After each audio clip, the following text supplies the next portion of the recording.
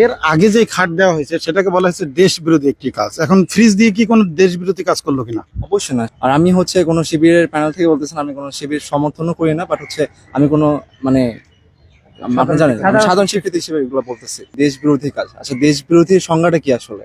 আপনি আমাকে এটা বলেন যে দেশ বিরোধী কাজ কোনটাকে বলা হয় আসলে। এবং আপনারা বুঝান যে হচ্ছে একটা ফ্রিজ দেওয়া হয়েছে, তারা রিং রুম সংস্কার করতেছে আমাদের গবেষণার জন্য, আরো নানা রকম, শুধু আমরাই না, প্লাস হচ্ছে এখানে বাইরের বিশ্ববিদ্যালয় থেকে সবাই আসতে পারবে সেই স্কোপ রাখা হচ্ছে।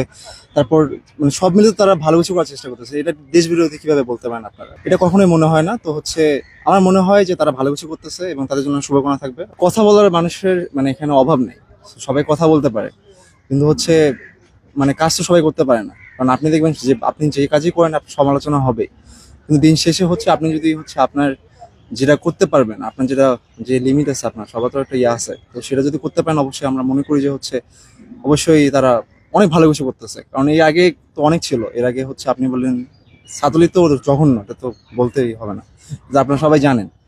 তো ছাত্র দলের বিষয়ে বলতেছে না, কিন্তু আমি যেটা দেখতেছি তারা মনে হচ্ছে একদম মানে দুর্বার গতিতে আগায় যাচ্ছে উন্নতির দিক থেকে আর কি। যেমন তারা আমাদের যে ডাকসুতে যে ক্যান্টিন ছিল, তারপর সেটা সংস্কার করছে তারা, এবং খাবারের মান উন্নত হচ্ছে। তো যেখানে সবকিছু সব দিক থেকে তারা চেষ্টা করতেছে সর্বোচ্চ, আমার যেটা মনে হয়। তো অবশ্যই আমি এটাকে সাধুবাদ জানাবো, তারা অব্যাহত রাখুক এবং উন্নয়নের যে ধারা তারা চালু করেছে। এবং আমরা যেরকম একটা শিক্ষার্থী বান্ধব ক্যাম্পাস চাচ্ছি, এবং তারা রিসেন্টলি আরো দেখলাম যে হচ্ছে তারা গবেষণার জন্য আরো অনেক কিছু করতেছে, যাতে করে আপনারা জানেন যে একজন শিক্ষার্থী হিসেবে গবেষণা জিনিসটা কতটা গুরুত্বপূর্ণ। তো হচ্ছে সেই দিক থেকে আর কি আমার মনে হয় সব দিক থেকে তারা অনেক ভালো কিছু করার চেষ্টা করতেছে। আচ্ছা, আপনারা যে বলতেছেন মানে দেশ বিরোধী কাজ, এই যে দেশ বিরোধী কাজ কিভাবে হয়? যেখানে তারা রিডিং রুম সংস্কার করতেছে, তারা ডাকসু সংস্কার করতেছে, খাওয়া দাওয়ার মান বাড়াচ্ছে, আমাদের ফ্রিজ দিছে যেটা একদমই অপ্রত্যাশিত ছিল, আমরা চিন্তা করতে পারিনি যে তারা এরকম একটা ফ্রিজ দিবে। তো সব মিলে তো তারা হচ্ছে এরকম মানে প্রতিযোগিতামূলক ভাবে তারা ভালো কিছু করার চেষ্টা করতেছে। তো আমি বলতে চাচ্ছি যে হচ্ছে আমাদের যে বিরোধী দলগুলো আছে, অথবা আপনি জামাত শিবির বলেন, তারপর হচ্ছে ছাত্র দল বলেন, যাই বলেন না কেন, তো দিন শেষে যেন একটা আমাদের ভালো মানে ভালো কিছু করার প্রতিযোগিতা চলে এখানে।